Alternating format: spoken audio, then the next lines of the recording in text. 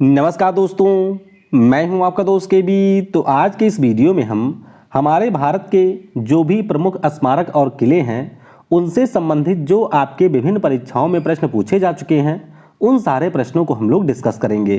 तो पूरा वीडियो बहुत ही ध्यान से देखिएगा और वीडियो अगर आपको पसंद आता है तो इसे लाइक करने के साथ अपने सभी दोस्तों के साथ में शेयर जरूर करिएगा। जो भी टॉपिक हम लोग जीके की यहाँ पर पढ़ रहे हैं उन्हीं टॉपिक का डेली लाइव टेस्ट होता है अनअकैडमी ऐप के ऊपर। और अगर आप लोग अनअकैडमी पर उस सारे क्लासेस को ज्वाइन करना चाहते हैं तो सिंपली आपको नीचे मेरी अनअकैडमी प्रोफाइल का लिंक मिलेगा, उस पर क्लिक करके आप मुझे अनअकैडमी के ऊपर फॉलो कर सकते हैं। तो डेली मेरी क्लास यहाँ पर दिन में 12 बजे और रात में 10 बजे होती है, जिसमें हम लोग विभिन्न परीक्षाओं में पूछे गए जीके और करंट अफेयर के प्रश्नों को डिस्कस करते हैं। तो बिल्कुल फ्री क्लास है, सारी क्लास की आपको बेस्ट क्वालिटी की पीडीएफ भी मिलती है। तो इन क्लासेज को आप लोग ज्वाइन कर सकते हैं। अनअकैडमी की अगर हम लोग बात करते हैं तो यहाँ पर आपके 90% क्लासेज वैसे ही फ्री हैं, लेकिन अगर आप किसी भी एग्जाम की तैयारी एक सिस्टमैटिक वे में करना चाहते हैं तो आप इस नंबर पर मुझसे कॉन्टैक्ट कर सकते हैं। अनअकैडमी के जितने भी कोर्सेज हैं उसके ऊपर आपको मैक्सिमम डिस्काउंट अवेल होगा अगर आप उन्हें परचेज करना चाहते हैं। तो सिंपली इस व्हाट्सएप नंबर के ऊपर आप लोग कांटेक्ट करिएगा। बाकी 24 अप्रैल को अनअकैडमी के ऊपर एक अल्ट्रा कॉम्बैट होने वाला है। अगर आप लोग इस कॉम्बैट टेस्ट में हिस्सा लेते हैं तो आप अनअकैडमी की तरफ से बहुत शानदार प्राइज जीत सकते हैं। इसमें इनरोल करने के लिए आपको नीचे पिन कमेंट में एक लिंक मिलेगी, उस पर क्लिक करके यूज करिएगा कोड KV10 और इस फ्री टेस्ट में भी आप लोग हिस्सा ले सकते हैं। तो चलिए अब इस वीडियो की हम शुरुआत करते हैं। पहला प्रश्न है कि पहले विश्व युद्ध में अपने प्राणों का बलिदान करने वाले भारतीय सैनिकों की याद में बनाए गए अखिल भारतीय युद्ध स्मारक को आज किस नाम से जाना जाता है। तो ये जो हमारा युद्ध स्मारक है इसका नाम है इंडिया गेट और बहुत सारी परीक्षाओं में ये प्रश्न ऑलरेडी पूछा जा चुका है। तो ध्यान रखेंगे ऑप्शन यहाँ पर बी हो जाएगा करेक्ट। इंडिया गेट यहाँ पर आप लोग देख सकते हैं, इसकी जो आधारशिला है वो 10 फरवरी 1921 को रखी गई थी। उद्घाटन 12 फरवरी 1931 को किया गया था। कई बार इसके वास्तुकार का नाम पूछा जाता है, तो ध्यान रखिएगा सर एडविन लुटियंस इसके वास्तुकार हैं। तो यहाँ पर ऑप्शन बी हो जाएगा करेक्ट। अगला प्रश्न है कि जयपुर में जो आपको हवा महल दिखेगा इसका निर्माण किस पैलेस के आधार पर हुआ है। तो जयपुर का जो हवा महल है इसका निर्माण झुंझुनू के खेतड़ी महल के स्थान पर हुआ है। किसके? झुंझुनू का जो खेतड़ी महल है उसके स्थान पर इसका मतलब उसी के तर्ज पर इसका निर्माण किया गया है। तो ऑप्शन बी हो जाएगा करेक्ट। ये आप लोग हवा महल देख सकते हैं जिसका निर्माण 1799 में हमारे महाराजा सवाई प्रताप सिंह ने करवाया था और ये आपको राजस्थान की राजधानी जयपुर में मिलेगा। तो जरूर ध्यान रखेंगे ऑप्शन बी हो जाएगा करेक्ट। अगला प्रश्न है कि निम्न में से किस शासक ने 2.5 दिन का झोपड़ा नामक मस्जिद का निर्माण किया था। तो 2.5 दिन का झोपड़ा नाम की जो मस्जिद है इसका निर्माण करवाया था कुतुबुद्दीन ऐबक ने। किसने? कुतुबुद्दीन ऐबक ने इसका निर्माण करवाया था। ध्यान रखिएगा 1199 में अजमेर में इसका निर्माण हुआ था और ये आपके इंडो इस्लामिक वास्तुकला के ऊपर आधारित है। तो काफी ये प्रश्न पूछा जाता है, ऑप्शन डी होगा करेक्ट। अगला प्रश्न है कि आगा खान महल कौन से राज्य में स्थित है। तो आगा खान महल की अगर हम लोग बात करते हैं तो ये आपको मिल जाएगा महाराष्ट्र में। कहाँ पर है? महाराष्ट्र राज्य में आपको आगा खान महल देखने को मिल जाएगा, यानी कि ऑप्शन बी होगा करेक्ट। तो ये आप लोग देख सकते हैं, ये महल है जिसे आगा खान पैलेस के नाम से जाना जाता है। महाराष्ट्र के पुणे में ये आपको देखने को मिल जाएगा और इसका निर्माण मोहम्मद शाह आगा खान तृतीय के द्वारा कराया गया था। तो यहाँ पर ऑप्शन बी होगा करेक्ट। अगला प्रश्न है कि नौलखा पैलेस भारत के किस राज्य में स्थित एक धरोहर स्थल है। तो नौलखा पैलेस की अगर हम बात करते हैं तो ये आपको मिल जाएगा बिहार में। कहाँ पर? बिहार में आपको ये नौलखा पैलेस देखने को मिलेगा और इसे हम लोग राजनगर पैलेस के नाम से भी जानते हैं। तो यहाँ पर आप देख सकते हैं राज दरभंगा के द्वारा इसका निर्माण करवाया गया था और ये आपको बिहार के मधुबनी में देखने को मिलेगा।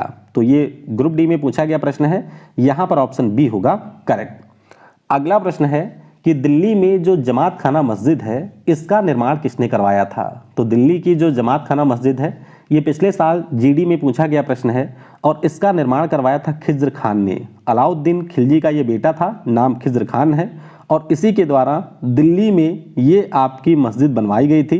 तो यहाँ पर ऑप्शन बी होगा करेक्ट। अगला प्रश्न है कि बादशाह अकबर ने बुलंद दरवाजा किस वर्ष बनवाया था। तो आपको पता होगा कि बादशाह अकबर ने अपने गुजरात विजय के उपलक्ष्य में इसका निर्माण करवाया था और इसका जो निर्माण है वो शुरू हुआ था 1601 में। कब? 1601 में इसका निर्माण शुरू हुआ था। यहाँ पर आप लोग इस बुलंद दरवाजा को देख सकते हैं जो कि उत्तर प्रदेश के आगरा जिले में स्थित है। अगला प्रश्न है कि 1942 से 44 के बीच जब भारत छोड़ो आंदोलन शुरू हुआ था तो उसके बाद में महात्मा गांधी, सरोजिनी नायडू और महात्मा गांधी जी की पत्नी कस्तूरबा गांधी जी को कहां पर बंदी बनाया गया था। तो इन सभी को आगा खान पैलेस में रखा गया था। जरूर याद रखिएगा, बहुत सारे एग्जाम में ये प्रश्न आता है कि कहां पर इनको नजरबंद किया गया था। तो आगा खान पैलेस पुणे में इनको रखा गया था और इन्हीं 2 वर्षों के दौरान जो गांधी जी की वाइफ हैं यानी कि कस्तूरबा गांधी जी, उनका निधन भी हो गया था। तो जरूर ध्यान रखेंगे, बी हो जाएगा करेक्ट।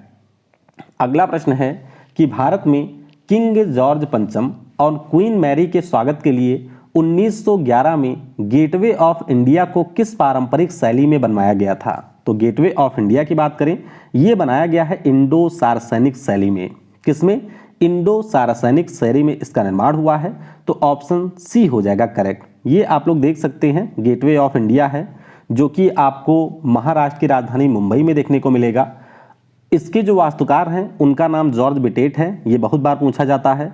आधारशिला इसकी 1913 में रखी गई थी और इसका उद्घाटन हुआ था दिसंबर 1924 में। तो सारी डिटेल ध्यान रखेंगे, ऑप्शन सी हो जाएगा करेक्ट।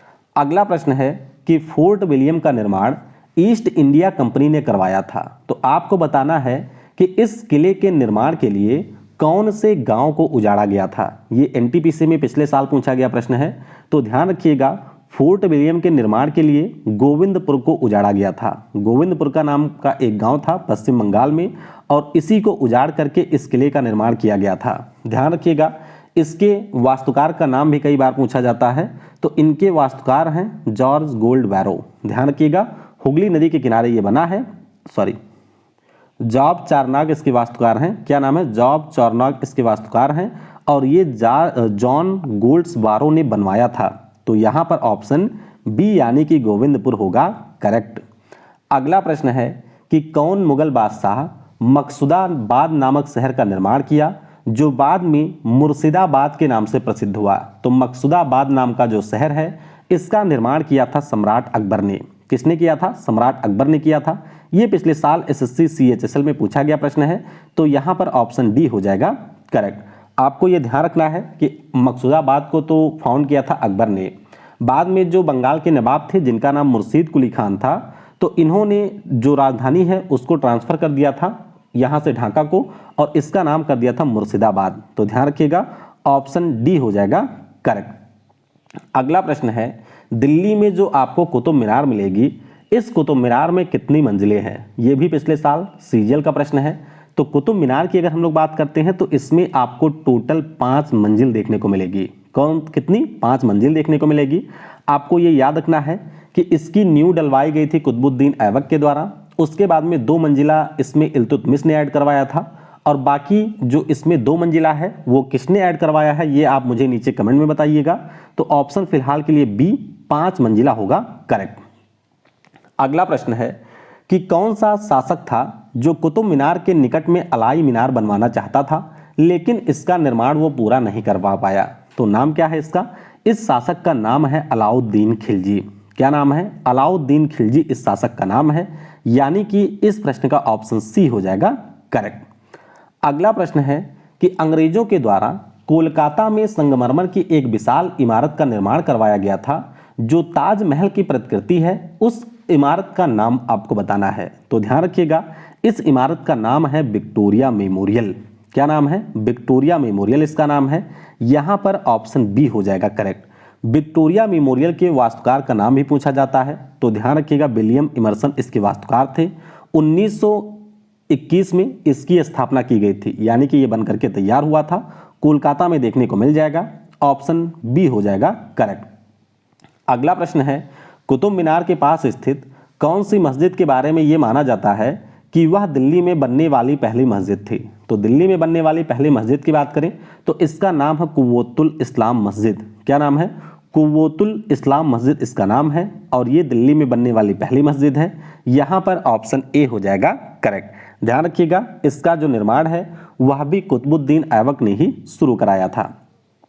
अगला प्रश्न है कि निम्नलिखित में से कौन सा स्मारक दिल्ली में स्थित नहीं है? यहाँ पर नहीं जोड़ लीजिएगा, दिल्ली में स्थित नहीं है। तो अगर हम लोग देखेंगे, इंडिया गेट अभी मैंने बताया दिल्ली में है, अलाई दरवाज़ा भी दिल्ली में है, हुमायूं का मकबरा भी आपको दिल्ली में मिलेगा, लेकिन जो बुलंद दरवाज़ा है अभी ऊपर मैंने आपको बताया कि ये आगरा के फतेहपुर सीकरी में है। तो इसलिए यहाँ पर ऑप्शन ए हो जाएगा करेक्ट।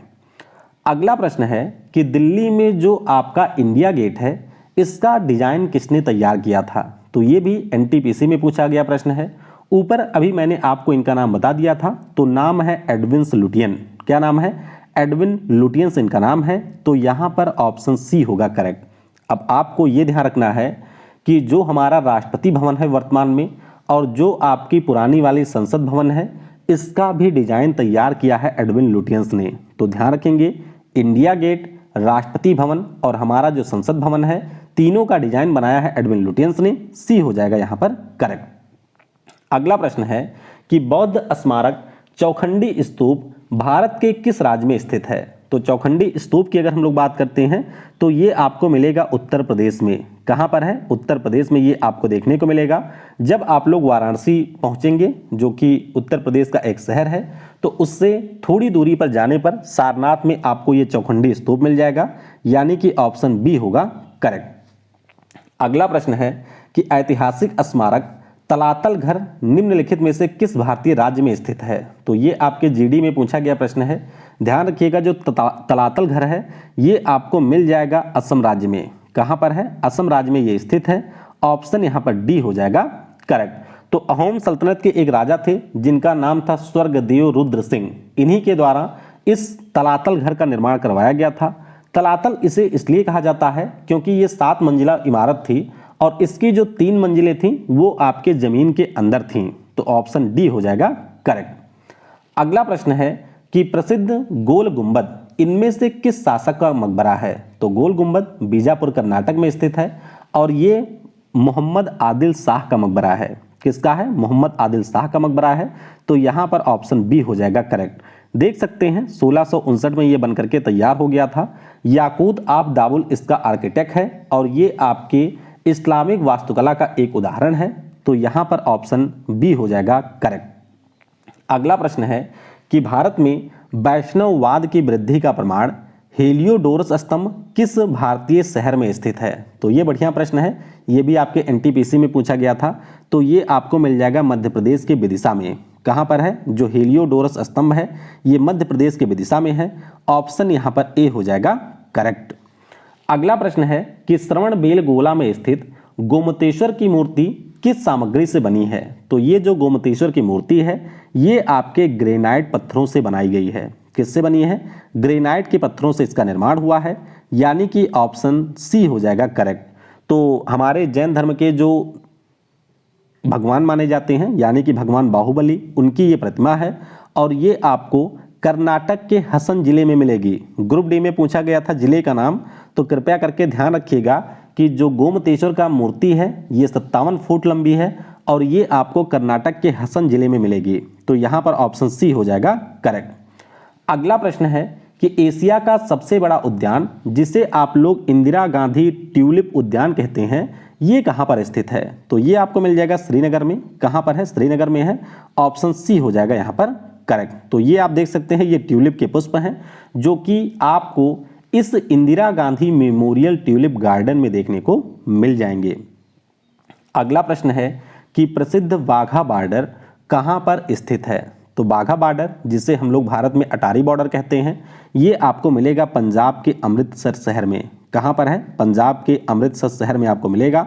ऑप्शन यहाँ पर बी हो जाएगा करेक्ट। तो ये देख सकते हैं इसे पाकिस्तान वाले लोग वाघा बॉर्डर कहते हैं और हम लोग इसे कहते हैं अटारी। तो ये आपको अमृतसर में मिलेगा। ऑप्शन बी होगा करेक्ट। अगला प्रश्न है कि शेख मोइनुद्दीन सिज्जी जिन्हें आप लोग मोइनुद्दीन चिश्ती भी कहते हैं इनकी दरगाह निम्नलिखित में से किस शहर में स्थित है? तो मोइनुद्दीन चिश्ती की दरगाह की बात करें, ये आपको अजमेर शरीफ में देखने को मिल जाएगी। यहाँ पर ऑप्शन सी हो जाएगा करेक्ट। अगला प्रश्न है कि मृगनयनी का जो महल है ये आपको कहाँ पर देखने को मिलेगा। मृगनयनी के महल की बात करें तो ये आपको मिल जाएगा जयपुर में। कहाँ पर है? जयपुर में है। ऑप्शन बी हो जाएगा करेक्ट। तो ये आप लोग देख सकते हैं, इसे रावला मृगनयनी का महल कहा जाता है और ये राजस्थान की राजधानी जयपुर में आपको देखने को मिलेगा। यहाँ पर ऑप्शन बी हो जाएगा करेक्ट। अगला प्रश्न है कि फोर्ट सेंट लुइस एक किला था जो भारत के पूर्वी तट पर पौंडीचेरी में स्थित था। ये प्रश्न शायद मेरे हिसाब से गलत हो गया है। मृगनयनी का महल शायद आपके एमपी में है, तो कृपया करके आप लोग इसे चेक करिएगा मृगनयनी का महल कहाँ पर है और ये आप मुझे कमेंट में बताइएगा, क्योंकि ये जो आपका है ये शायद कोई होटल है। रावला मृगनयनी पैलेस ये शायद कोई होटल है। तो आप मुझे नीचे कमेंट में बताइएगा कि इसका एग्जैक्ट उत्तर क्या होगा, यानी कि मृगनयनी का महल कहाँ पर स्थित है। और ये पिछले साल एनटीपीसी में पूछा गया प्रश्न है। अगला प्रश्न है कि फोर्ट सेंट लुइस एक किला था जो भारत के पूर्वी तट पर पौंडीचेरी में स्थित था। तो बताइए इस किले का नाम क्या है, मतलब ये किला किसका किला था? तो ये फ्रांसीसियों के द्वारा बनवाया गया था। देखिए फोर्ट सेंट लुइस की बात करते हैं तो आपको पता होना चाहिए, एक फ्रांस के व्यक्ति आए थे जिनका नाम फ्रैंकोइस मार्टिन था। उन्होंने ही 1701 में इस किले का निर्माण करवाया था, जो कि आपको मिल जाएगा कहाँ पर? पौंडीचेरी में। तो डी हो जाएगा करेक्ट। अगला प्रश्न है कि निम्नलिखित में से किस राज्य में प्रसिद्ध चित्रदुर्ग का किला स्थित है? तो चित्रदुर्ग ये आपका एक जिला है कर्नाटक में। सिंपल सा उत्तर हो जाएगा, ये आपको कर्नाटक में ही मिलेगा। ये CHSL का प्रश्न है, तो यहाँ पर सी हो जाएगा करेक्ट। अगला प्रश्न है कि मुसम्सम बुर्ज भारत के किस किले में स्थित है? तो मुसम्सम बुर्ज की बात करते हैं, ये आपको मिल जाएगा आगरे के लाल किले में। किसमें है ये? आगरे के लाल किले में आपको मुसम्सम बुर्ज देखने को मिलेगा, यानी कि ऑप्शन डी हो जाएगा करेक्ट। तो ये आप लोग देख सकते हैं, मुसम्सम बुर्ज को समान बुर्ज या फिर शाह बुर्ज भी कहा जाता है और ये आपके दीवान ए खास के बिल्कुल बगल में है। कहाँ पर? आगरे के किले में। तो ऑप्शन डी हो जाएगा करेक्ट। अगला प्रश्न है कि राजपूत राजवंश के अंगपाल तोमर ने डैश डैश का राज्य स्थापित किया था। तो अनंगपाल तोमर की अगर हम लोग बात करते हैं तो इनके द्वारा दिल्ली शहर को स्थापित किया गया था। किसे? दिल्ली को स्थापित किया गया था। तो यहाँ पर ऑप्शन डी हो जाएगा करेक्ट। अगला प्रश्न है कि कौन सा भारत का सबसे ऊंचा विक्ट्री टावर है? तो ये जो टावर है ये आपके भारत में सिखों के प्रभुत्व को दर्शाता है और इस टावर का नाम है फतेह बुर्ज। क्या नाम है? फतेह बुर्ज इसका नाम है और इसका निर्माण पंजाब के मोहाली शहर में हुआ है। ये जरूर ध्यान रखिएगा, ऑप्शन सी हो जाएगा करेक्ट। अगला प्रश्न है कि प्रसिद्ध रूमी दरवाजा किस शहर में स्थित है? तो रूमी दरवाजा की बात करें तो ये आपको मिल जाएगा लखनऊ में। कहाँ पर है? लखनऊ में स्थित है।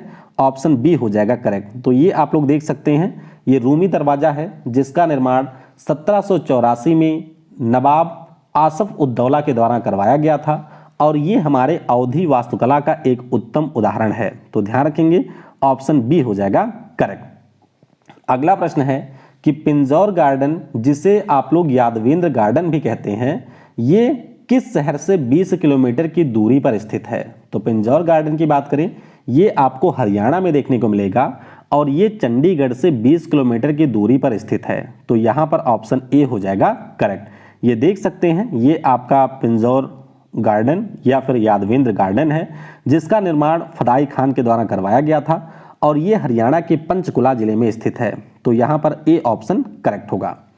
अगला प्रश्न है कि चश्मे शाही डैश डैश भारत में स्थित मुगल बागों में से एक है। तो चश्मे शाही की बात करें, ये भी आपको मिलेगा कश्मीर में। कहाँ पर है? कश्मीर में ये आपको देखने को मिलेगा और मुगल सम्राट शाहजहां के जो गवर्नर थे जिनका नाम अली मर्दान खान था, उन्हीं के द्वारा 1632 में ये चश्मे शाही गार्डन बनवाया गया था। तो ध्यान रखेंगे, ऑप्शन यहाँ पर ए हो जाएगा करेक्ट।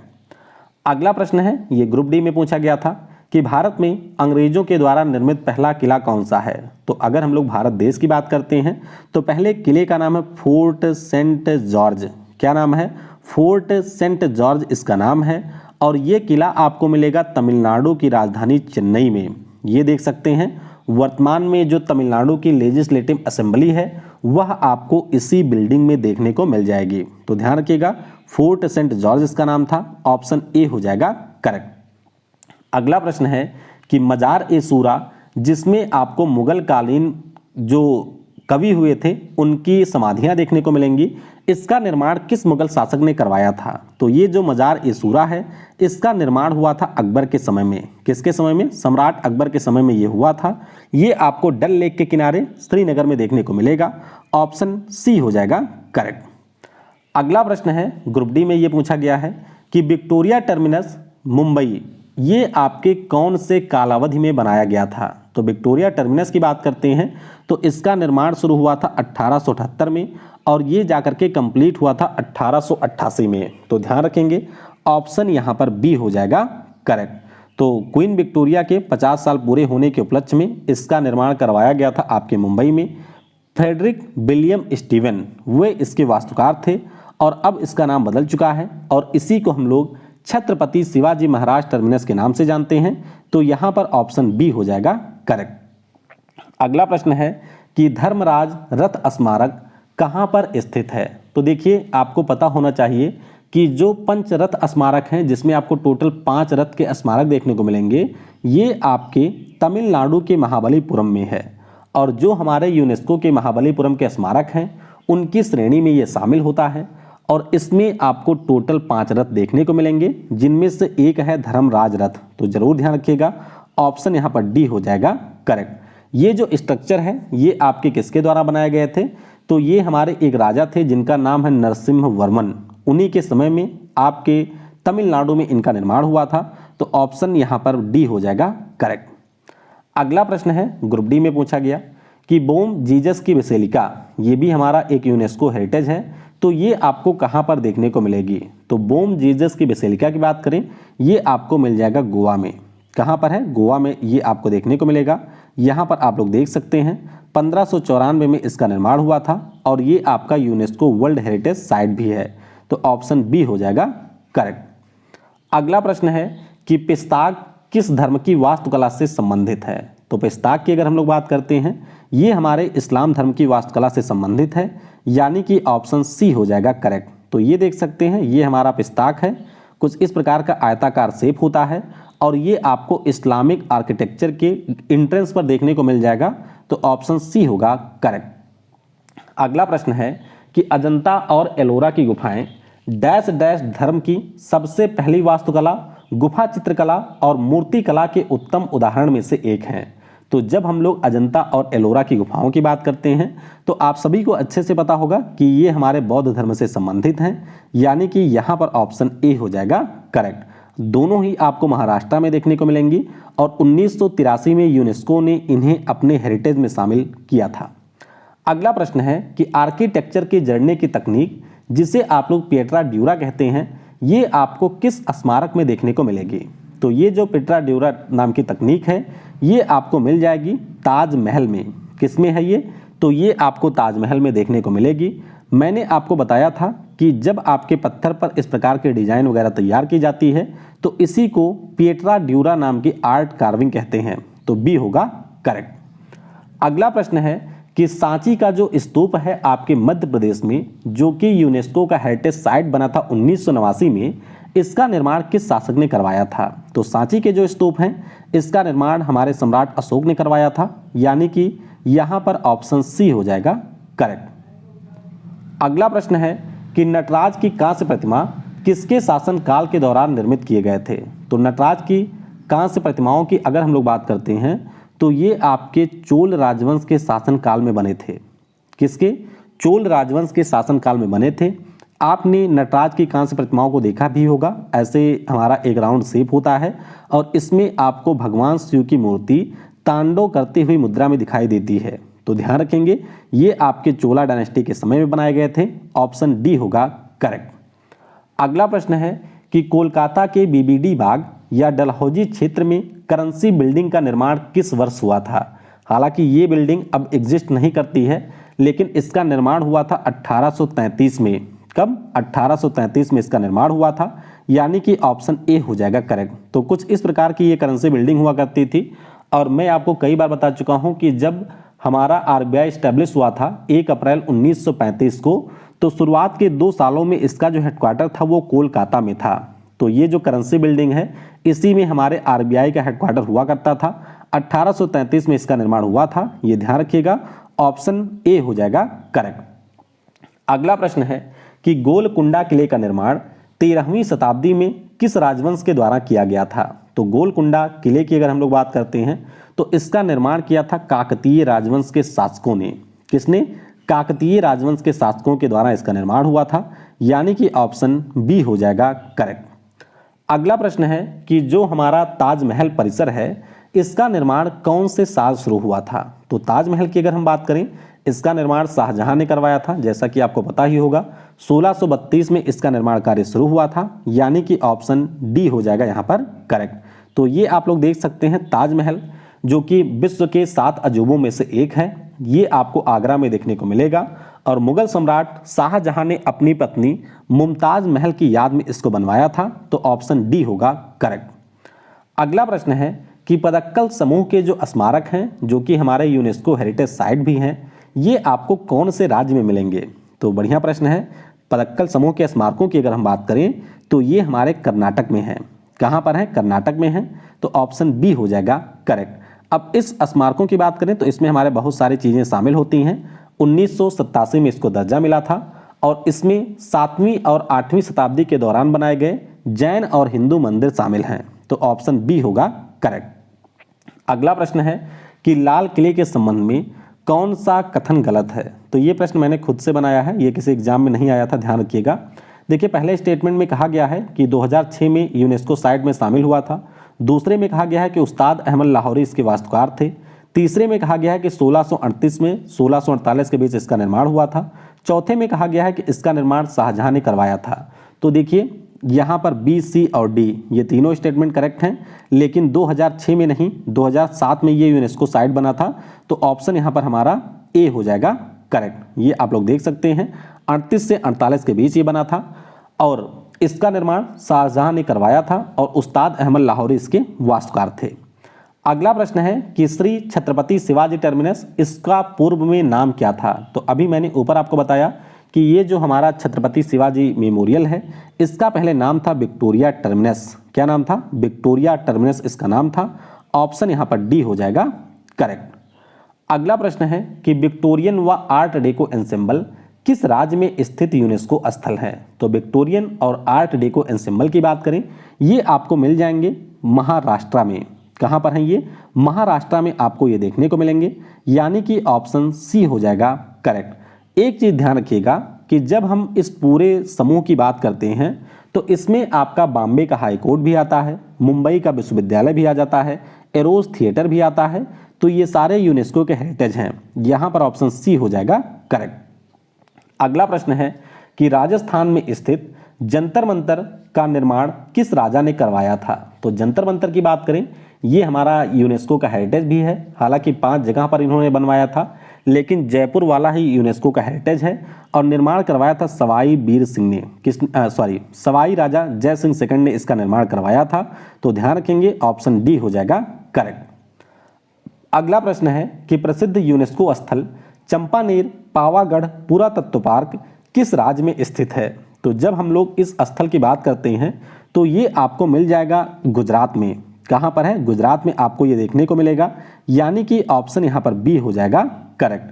तो चावड़ा सल्तनत के हमारे राजा थे जिनका नाम वनराज चावड़ा था। इन्हीं के द्वारा ये जो शहर है चंपानेर इसको स्थापित किया गया था और यहीं पर आपको ये पुरातात्विक पार्क मिलेंगे।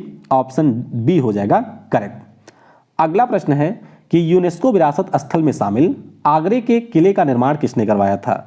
तो देखिए, एक आपको आगरे में लाल किला मिलेगा, एक दिल्ली में मिलेगा। दिल्ली वाला जो लाल किला है उसको शाहजहां ने बनवाया था और आगरा वाला जो किला है इसका निर्माण करवाया था सम्राट अकबर ने। किसने? सम्राट अकबर ने इसका निर्माण करवाया था 1565 एडी में।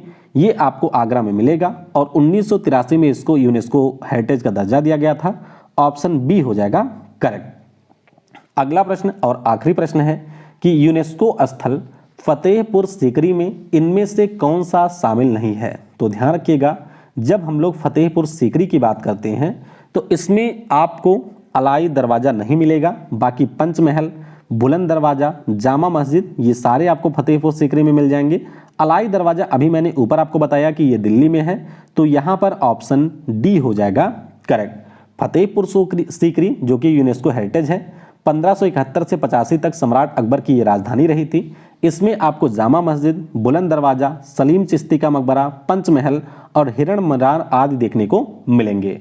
तो इस प्रकार से इस वीडियो में हमने बहुत सारे महत्वपूर्ण प्रश्नों को डिस्कस किया। जाते जाते ग्रुप डी की परीक्षा में पूछा गया एक प्रश्न है जिसका उत्तर आपको नीचे कमेंट में देना है। आपने हमारे महाराज शिवाजी के बारे में जरूर सुना होगा, तो नीचे आपको कमेंट में मुझे ये बताना है कि शिवाजी महाराज का जन्म किस किले में हुआ था और उनकी डेथ किस किले में हुई थी। दोनों ही आपके किसी किले में हुई है, तो दोनों आप मुझे नीचे कमेंट में बताइएगा। वीडियो को समय देने के लिए आपको बहुत बहुत धन्यवाद। Thanks for watching. जय हिंद, जय भारत, और सबसे जरूरी, पढ़ेगा भारत तो बढ़ेगा भारत।